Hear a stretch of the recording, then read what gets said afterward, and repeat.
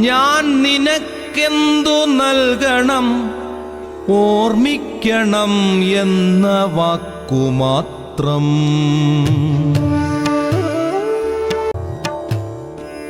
ഓർമ്മിക്കുവാൻ ഞാൻ നിനക്കെന്തു നൽകണം, ഓർമ്മിക്കണം എന്ന വാക്കുമാത്രം.